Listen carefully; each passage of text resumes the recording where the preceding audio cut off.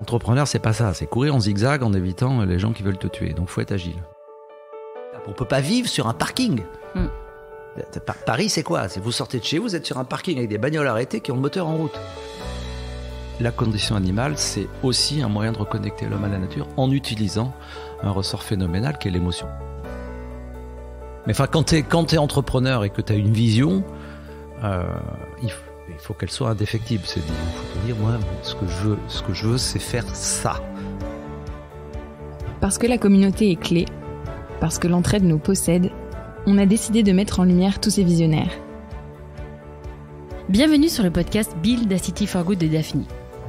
Ce podcast ne veut pas parler de nous, et non, mais plutôt de notre communauté. Vous savez, ces 300 personnes, investisseurs, entrepreneurs et experts, qui constituent la pierre angulaire de notre mission, co-construire la cité de demain, ou en d'autres termes, Build a City for Good.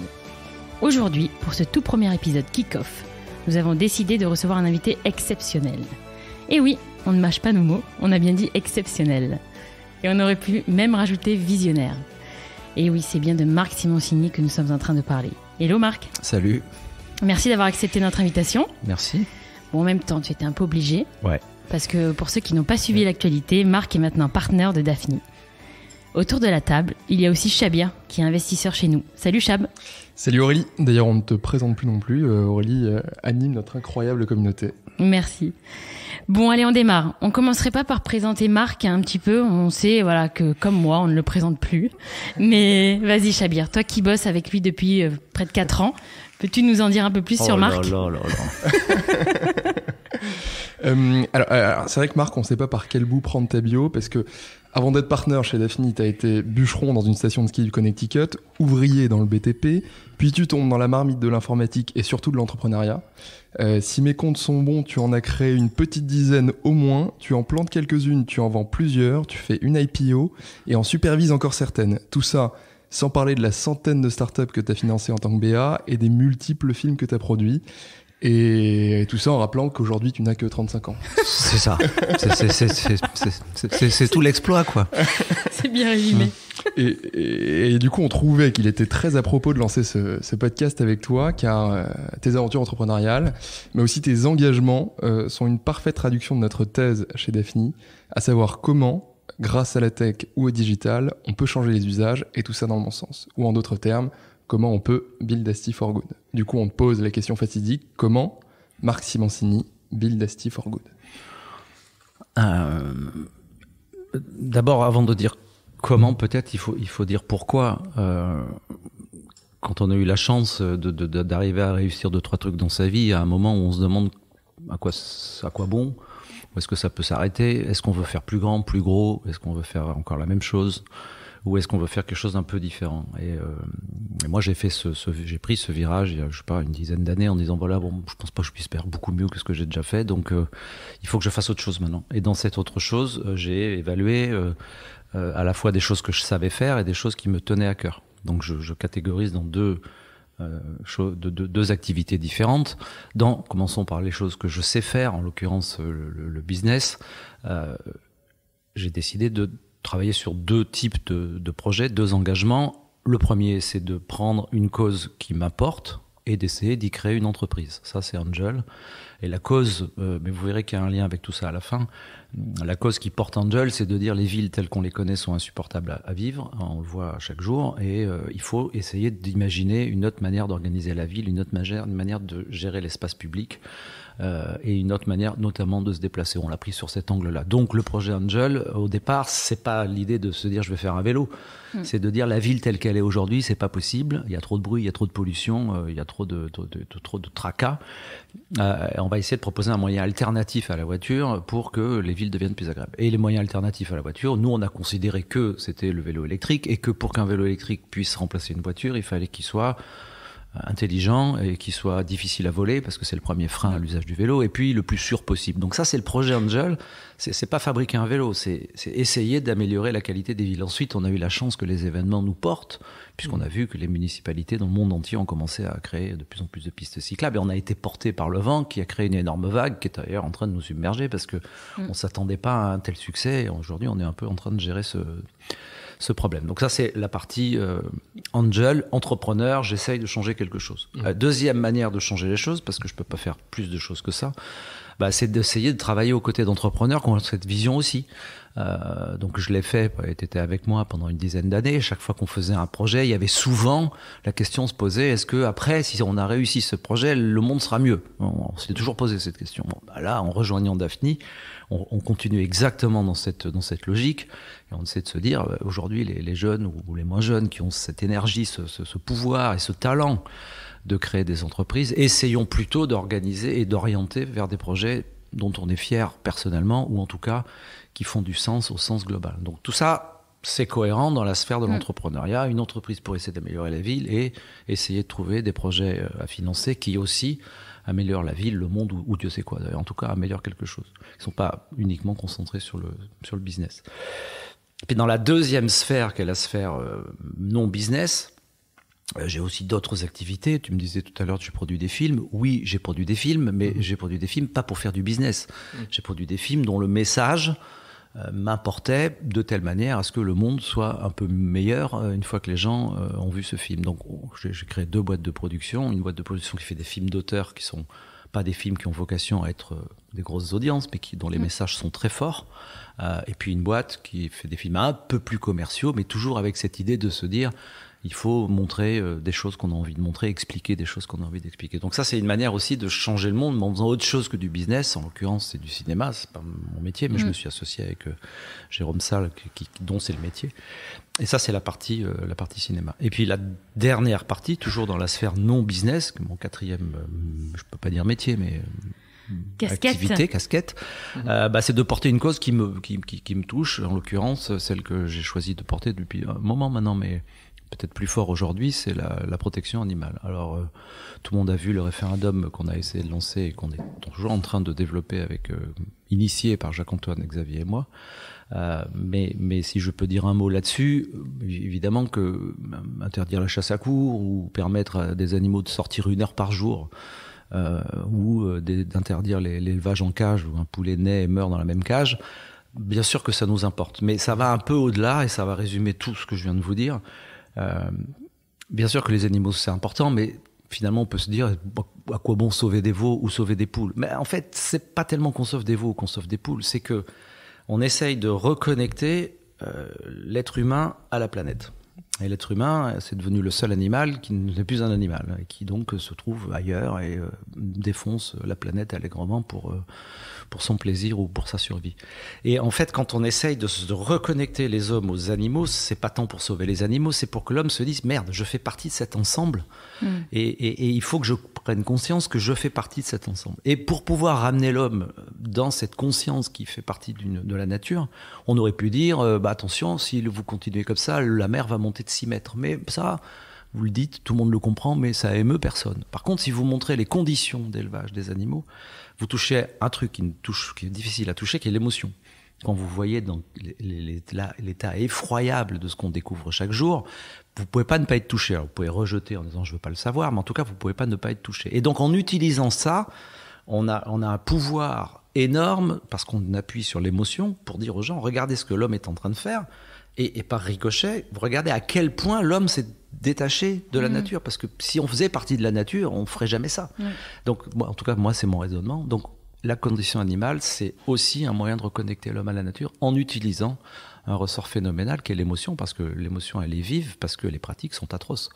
Et donc, ça permet de faire une énorme prise de conscience. Mais c'est pas moi qui ai inventé ça. Quand on a vu les premières vidéos des abattoirs, où il y a plein de gens qui ont dit « Oh merde, je peux plus manger de la viande ». Bon, ça, c'est un mécanisme qui s'est mis en place et qu'on a essayé de professionnaliser en prenant beaucoup de risques pour essayer de contrer toutes ces pratiques. Voilà, je vais la résumer en une phrase. À la fin, si on réussit ce truc-là, moi, personnellement, je me coucherai un jour en me disant « J'ai pas fait une start-up qui vaut 1 milliard, mais j'ai sauvé 1 milliard d'animaux par an ». Voilà. Ça me porte dans la sphère plus perso. Et tu manges plus de viande, toi, aujourd'hui ? Non, ça fait longtemps. Alors j'essaie de m'y tenir. Alors parfois, je suis trop maigre, donc on me dit il faut que tu manges du poulet. Parfois, on me dit t'es fatigué, donc une fois par an, je mange une côte de bœuf. Voilà, on va dire que je mange beaucoup. Ça fait bien longtemps que tu. Ça fait 5 ans, 5-6 ans. Ouais. Donc, ok. Voilà. Mais après, en soi, tu les distingues en 4 casquettes. Mais c'est vrai que ce qui est intéressant, c'est que finalement, tu fais un peu la même chose. C'est ça, c'est ce que je disais. C'est ce que je disais. C'est une envie et que je décline sur 4 activités. Mais il y a un truc qui est marrant. Bon, alors, premier aparté, je sais pas, il y en aura 10 000. Ouais. Mais c'est vrai que tu dis souvent que t'aimes bien financer ou en tout cas aider des petits jeunes. Genre tu l'as fait avec les 101 projets notamment. Enfin, mini rappel, du coup c'était un concours que tu avais fait avec Jacques-Antoine Grandjean et Xavier Niel, où tu avais financé à hauteur de 25 000 euros 101 startups de gens qui avaient moins de 25 ans. Tu l'as encore dit tout à l'heure, peut-être par réflexe, t'as pas fait exprès, mais est-ce que du coup toi, tu fais confiance uniquement aux petits jeunes ou alors les petits vieux entrepreneurs qu'on voit aussi sont encore dans le coup? Non, non, non, évidemment que non. Il y a des entrepreneurs qui sont aussi vieux que moi et qui sont formidables. Bon, quand je dis des petits jeunes, c'est que tout le monde est plus jeune que moi finalement. Donc, voilà. Mais tu n'as que 35 ans, on a dit. Oui, c'est vrai. Donc oui, évidemment que chez Daphni ou dans ce qu'on faisait chez Jaïda, on se fie pas à l'âge. Ça, évidemment, ça n'a rien à voir. Il y a des entrepreneurs de tous les côtés, et tant mieux. Mais sur la partie jeune, c'est un peu d'abord un retour d'ascenseur. Moi, j'aurais bien aimé qu'il y ait un mec, d'ailleurs, ça m'est arrivé, qui me dise, tiens, voilà, je comprends rien à ce que tu me dis. Bah, t'as l'air pas mauvais, t'as l'air porté par ce truc-là, je vais te filer 25 000 balles. Bon, voilà. Donc ça, c'est un truc qu'on reproduit et je trouve ça formidable. Après, c'est sûr que je suis pas sûr que ce soit dans ma tête ou dans la tête des mecs de 40 ou 50 ans que le monde de demain soit le plus inventif. C'est dans le cerveau des jeunes que le futur est. C'est pas dans le cerveau des vieux. Donc c'est vrai que dire à des gamins, écoute, t'as une idée complètement dingue, mais moi je suis incapable de rentrer dans ce truc-là parce que je comprends pas que tu puisses voir le monde comme ça. C'est quand même plutôt assez sage, plutôt que d'expliquer au gamin que sa vision, elle est pas la bonne, parce que moi, avec mes yeux de vieux, je regarde ce truc et je dis ça marchera pas. Ben oui, mais j'en sais rien, je suis pas dans sa tête. Donc moi, je pense que le futur, il est dans la tête des jeunes et que il faut les aider et les écouter. Des jeunes plus jeunes que toi, juste. Des jeunes plus jeunes que moi, pas trop vieux, quoi. Et tu parlais de cette casquette, donc du coup, sur la mobilité urbaine. On aurait bien aimé savoir un tout petit peu plus ta vision un peu de la ville de demain. On parlait d'Angel, tu en parles, c'est vrai, souvent, mais cette vision, est-ce que tu pourrais nous l'éclaircir un peu plus? On va vivre dans quel genre de ville, Marc? C'est un sujet très étonnant et j'ai eu la chance de croiser des gens dont c'est le métier. Moi, c'est pas le mien, mais qui ont fait quand même des réflexions assez étonnantes que j'avais pas imaginées, mais je vais te la résumer en une image. Les villes telles qu'elles ont été construites et telles qu'elles sont aujourd'hui, c'est grosso modo des centres-villes dans lesquels on habite, avec quelques commerces qui disparaissent, et dans la périphérie des villes, des supermarchés dans lesquels on va s'alimenter. Et pour aller du centre-ville au supermarché, il faut pas réfléchir à Paris, il faut se mettre dans une petite ville de province. Vous avez le centre-ville, il y a une boulangerie de trucs, et puis le reste, tout ça est dehors. Donc vous prenez votre bagnole et vous allez au supermarché. Et il y a une réflexion qui est super étonnante, c'est que quand vous regardez la taille d'un caddie, la taille du coffre de la voiture et la taille du frigo, c'est la même taille. Donc la ville a été construite de telle manière à ce que vous stockiez chez vous ce que vous allez chercher dans un caddie en le transportant dans une voiture. Donc ça a dessiné la ville dans laquelle on est aujourd'hui. Maintenant, si on dit c'est plus possible, on peut pas aller. Vous avez plein de solutions. Vous pouvez dire il faut remettre les commerces dans les centres-villes. Ça sert à rien d'aller chercher de la bouffe. Il faut faire des frigos plus petits. Ça sert à quoi de mettre un frigo avec un caddie? Ça, je sais pas. Donc, avec ce petit exemple, on voit bien que finalement, il y a d'autres manières de repenser la ville et de se dire la voiture ne peut plus être l'élément nécessaire, obligatoire à une vie harmonieuse. Il faut trouver des moyens pour que la vie soit agréable dans les centres-villes sans avoir besoin d'utiliser une voiture pour faire 5 km et revenir. Donc la place de la voiture dans le centre-ville a été malheureusement surdimensionnée.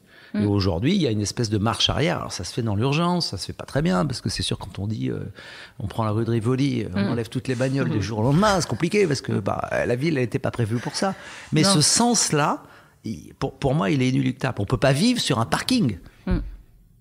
Paris, c'est quoi? C'est vous sortez de chez vous, vous êtes sur un parking avec des bagnoles arrêtées qui ont le moteur en route. Vous n'allez pas vivre sur un parking quand même. Donc on voit bien qu'il y a un problème. Alors, on n'en est pas à dessiner les villes, mais il y a des pays qui se sont très bien débrouillés et qui sont passés au tout vélo. Alors mais ils avaient été construits comme ça avant, non? Non, je crois que les Hollandais, ils ont repensé toutes leurs villes et ils ont dit, voilà, maintenant, c'est plus possible. Voilà. Donc, voilà. Donc, on est dans cette espèce de truc, ça prendra des années. Voilà. Mais un jour, vous ouvrez les fenêtres de votre appart et vous savez quoi? Vous serez exactement comme pendant le confinement. Et vous vous dites, waouh, putain, j'entends des oiseaux, quoi. Bah oui, parce qu'il y aura des vélos, il y aura des bagnoles électriques, il y aura je sais pas quoi, et puis vous direz, waouh, mais elle est super cette ville. Alors qu'aujourd'hui, vous dites, l'enfer, il faut que je parte parce que on est jeudi, là, j'en peux plus. Ouais. Bon, c'est étonnant. Trop de nuisances sonores. Trop de nuisances sonores, on n'en parle jamais, mais voilà, c'est un des problèmes. Donc c'est ça le futur, c'est ouvrir nos fenêtres et... Voilà, on aura réussi quand tu ouvras les fenêtres et qu'il y aura des oiseaux. Parce que moi j'ai entendu des oiseaux rue du Bac, quoi. Ouais. Ah ouais. Alors que là j'entends des bus, des sirènes, des scooters. Mais à l'époque, tu veux dire... Non, pendant le confinement. Ah pardon, je croyais avant. Ah non, alors je suis pas si vieux. Pardon. Tu veux dire quand il n'y avait pas l'électricité. C'était chouette.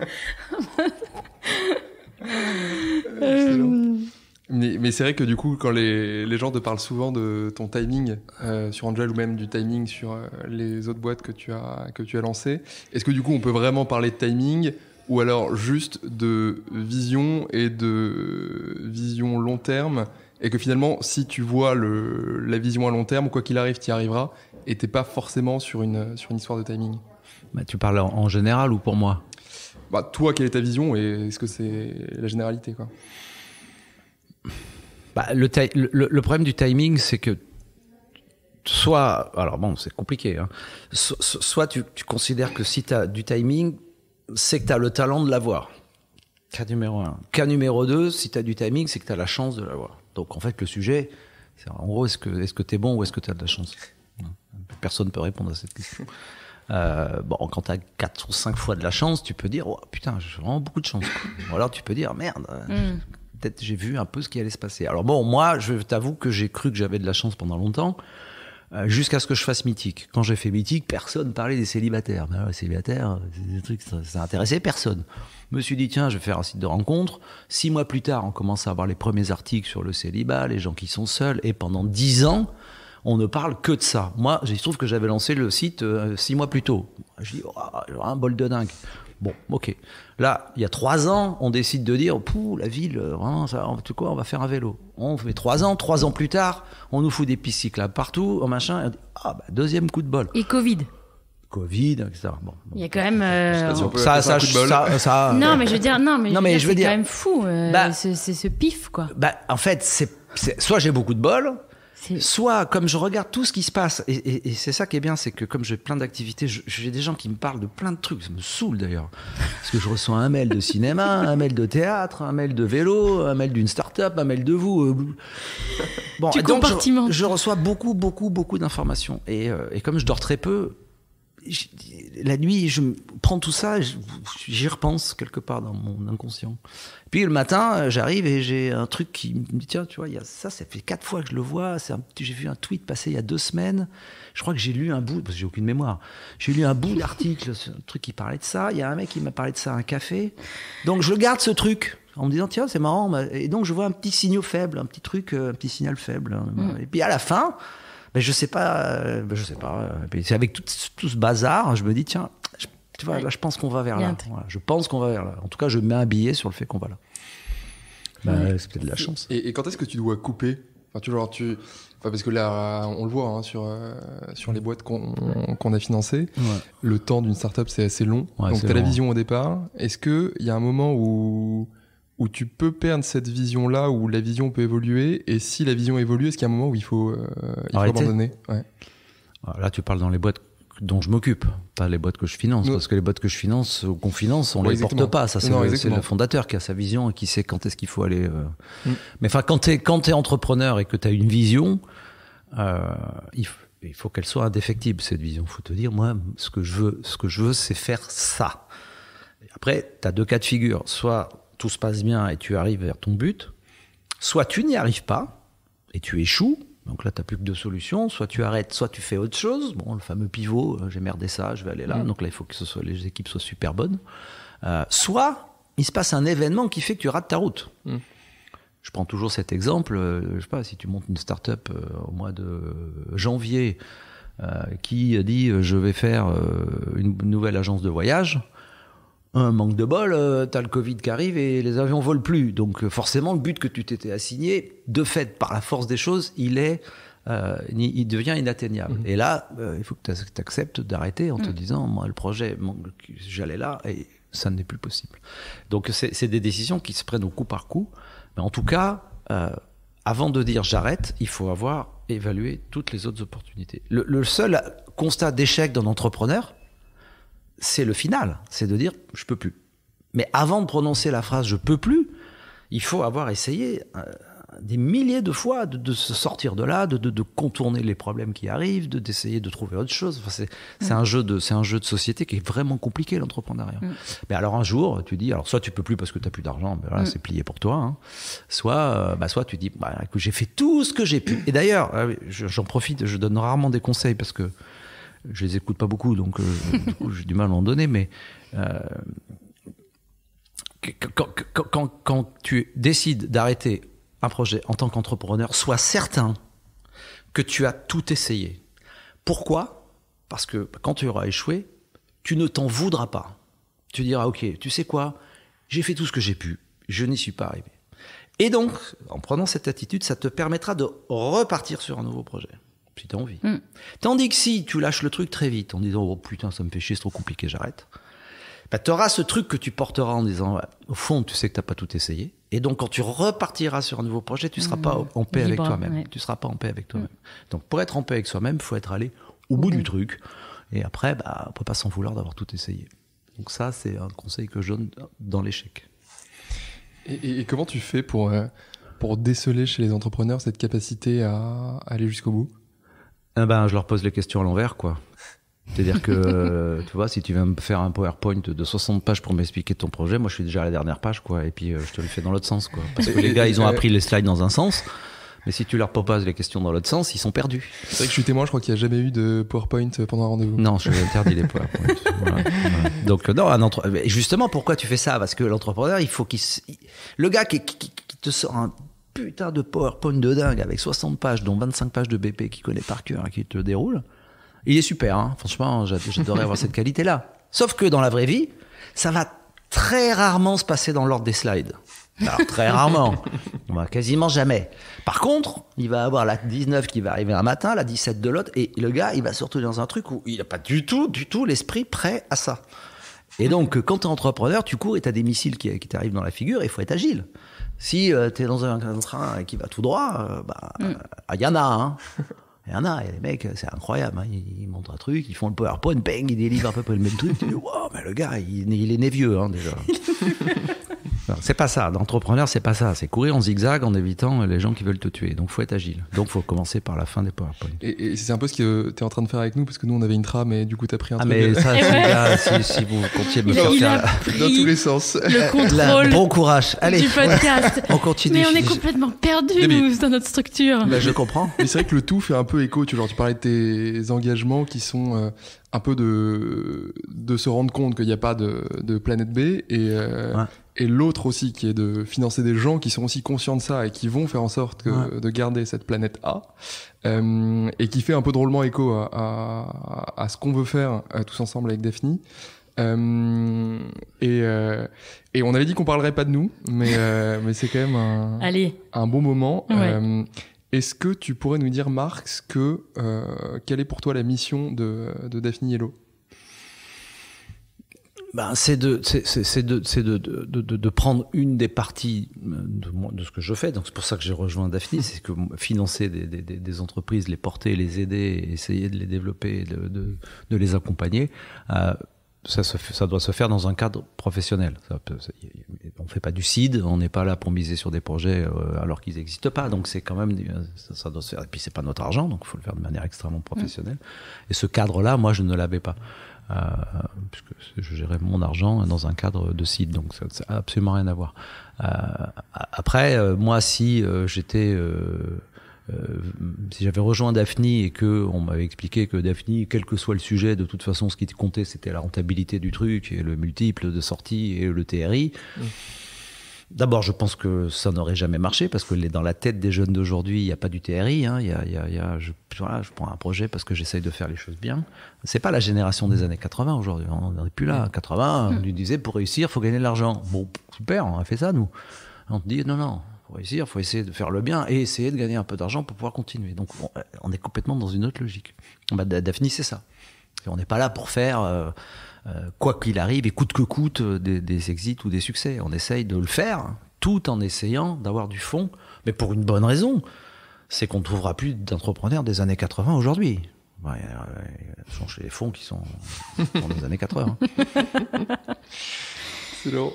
Et si on peut reparler des nouveaux usages, tout ça, est-ce que toi qui es visionnaire un petit peu, t'as des idées sur les prochains nouveaux usages? On a parlé de la mobilité, on a parlé du future of work. Est-ce que tu te dis, toi, un peu comment on va travailler? T'as des idées? Ou quand tu vois tous tes tweets, tes entrepreneurs, les projets, comment t'as compartimenté? Non, c'est super dur de répondre à ça. C'est qu'à un moment donné, il faut que ça accroche sur un truc que tu as envie de creuser. Alors, je vois bien que le commerce sera plus pareil, que la manière de communiquer sera plus pareille, que la manière de se déplacer sera plus pareille, que on mangera pas la même chose. Je vois bien toutes ces grosses tendances-là. Bon, c'est enfoncer des portes ouvertes que de dire ça, tu vois. Faut pas être, voilà. Donc, on se doute bien que, mais après, rentrer dans la granularité de chacun des sujets en disant, mais attends, si les camions partent à plein, qu'ils reviennent à vide, il vaut peut-être mieux qu'il y ait un truc pour les remplir au retour, parce que du coup, ça, tu rentres dans la granularité et là, tu dis, il y a plein d'opportunités. Et ça se fait avec beaucoup de travail. Tu peux pas un matin te réveiller en disant, putain, génial, tu sais quoi, le camion. Non, faut se dire, mais c'est quoi le problème dans ce truc-là, quoi. Alors moi, je le fais dans des trucs qui sont connexes. Et en l'occurrence, j'ai pas investi dedans, mais on se doute bien que si on continuait à manger de la viande 5 fois par semaine, on aurait certainement un problème de santé, mais ça c'est pas un problème. Mais surtout, on a un problème majeur de planète. Donc on se dit, qu'est-ce qu'on va bien pouvoir faire pour que les gens, voilà. Donc ça c'est des trucs qui sont évidents pour moi. Donc je me dis, les viandes de synthèse, les viandes végétales, il doit y avoir des tas de trucs à faire là-dedans. En l'occurrence, ça a été fait et ça marche. Voilà, bon, et je n'y suis pas. Mais si tu veux comprendre les enjeux et les opportunités dans un secteur, là, pour le coup, on a besoin de vous. Parce que c'est Chabir et ses camarades qui, eux, passent le temps qu'il faut pour rentrer dans la granularité d'une espèce de grande classe qui est l'environnement, la mobilité. L'économie circulaire. Et là, il faut qu'ils creusent pour essayer de voir ce qui se passe là dans l'économie circulaire. Tu vois, là, c'est un boulot d'analyste. Moi, je suis pas un analyste. Moi, je dis, les gars, je crois que là-bas, il y a une île. C'est tout ce que je dis, moi. Il y a des gens qui sont sur un bateau qui disent alors attends, pour aller sur l'île il faut un truc, un truc, on va aller voir. C'est pas mon job, moi, ça. À toi de jouer, Chabir, hein, du coup. Et d'ailleurs, sur les camions à vide, on a notamment investi chez Fretlink, qui s'occupe justement de cette problématique-là. Exactement. Ce qui est une bonne idée. C'est une bonne idée. Et je pense qu'on a... On arrive à la fin. On a plutôt bien... Non, je t'en prie. Non, j'avais quand même 3 petites questions très sympas, Marc. Vas-y, on voit. Est-ce que tu peux nous dire quel est ton dernier texto? Putain, c'est horrible ce que tu me dis. Mon dernier texto, c'est que j'ai envoyé donc. C'est un texto très personnel à un ami très cher. Ah, bon, c'est important, les amis. À toi. Le tic de langage que tu utilises le plus? Oh là là, alors je me rends compte que je dis tout le temps du coup. Ah, mais comme beaucoup de gens. Comme beaucoup de gens. Ouais. Du coup. Chab, il avait un autre truc tout à l'heure qui m'a refait. Qu'est-ce qu'il fait toujours, Marc? C'est que tu dis... Alors, en fait, on peut pas le voir à l'écran. Enfin, à l'écoute. Mais je bouge. Non. Oui, non, mais c'est exactement ça. Je vais... Ouais, exactement. Oui, mais ça sans télé. Non, je parle avec les mains. Il parle avec les mains beaucoup. Je parle avec les mains. Et enfin, quel est le franglais que tu ne peux plus voir, que tu t'en peux plus? Le franglais qui me tape sur les nerfs, c'est adresser un problème. Attends. Adresser, c'est pas français. C'est to address en anglais, mais adresser, ça veut rien dire. Il faut être implémenté dans le... Ah oui, c'est vrai. On n'adresse pas un problème en français. Ah, mais tu vois, j'avais jamais je crois que je vois pas assez d'entrepreneurs pour... Franchement, c'est pas terrible ce que je viens de trouver, mais il fallait que j'en trouve un. Ça fait longtemps que j'essaie de pas m'énerver pour des détails comme du franglais, tu vois. Parce que j'ai déjà assez de soucis comme ça. Bon, Bon, merci Marc. Et tu veux conclure, Chab? Ouais, et c'est vrai qu'en résumé, du coup, on a parlé de tes engagements pour les animaux. Et du coup, est-ce qu'on peut encore signer la pétition pour le référendum ? Bien sûr, on a déjà 800 000 personnes qui sont les premiers soutiens. Le problème du référendum pour les animaux, c'est qu'il faut qu'il soit porté et validé par 185 députés ou sénateurs.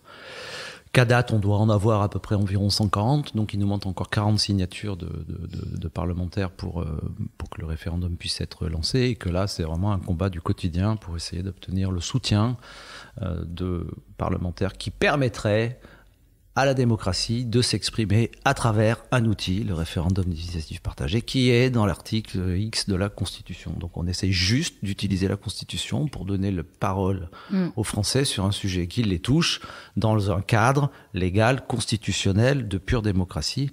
Mais pour ça, on a besoin de l'aval des députés et des sénateurs qui, eux, gèrent la démocratie par ailleurs. Donc c'est quand même compliqué. Il y a encore à date, aucun référendum d'initiative partagée n'a évidemment été un succès en France, et on se bat pour que les animaux soient la première fois où on y arrive. C'est pas une mince affaire. Et c'est un peu le moteur d'un entrepreneur que de lui dire que ça n'a jamais été fait et c'est impossible. Mais là, on est dans un univers très compliqué qui est la politique, et où là, les entrepreneurs sont un peu comme des chiens dans des jeux de quilles. Mais c'est autre chose. On a aussi parlé un peu de ton engagement pour changer la ville, en tout cas pour la mobilité urbaine. Et d'autres de tes engagements qui étaient aussi des engagements ou missions un peu qui étaient de soutenir des entrepreneurs qui... Des jeunes, Chabir. Non, des jeunes et moins jeunes, n'hésitez pas, des entrepreneurs. Bien sûr. Qui sont au courant qu'il n'y a pas de planète B et qui veulent changer les usages dans le bon sens. Et tout ça rejoint un peu ce qu'on a envie de faire avec Daphni, ce qu'on fait avec notre communauté, qui sont ces 300 personnes qui changent aussi les usages dans le bon sens, et c'est un peu aussi du coup on y arrive. C'est imbattable. La mission de ce podcast, et on espère que vous nous écouterez. Exactement, on va terminer. Avec 3 questions. Non, on vous retrouve toutes les 2 semaines pour vous faire découvrir un nouveau membre de la communauté. Donc on va laisser Marc repartir sur son petit vélo Angel, il est comme un enfant. Comme un gosse. Et on va le remercier, merci pour ton temps. Merci. On sait que t'as monté des vélos dans la nuit là, donc il faut que tu repartes. Merci Chabir aussi. Merci à toi. Et puis on remercie Sophie qui participe grandement à la préparation de l'émission aussi, qui est dans la team. Et puis à très vite, à bientôt. Merci beaucoup. Salut. Au revoir.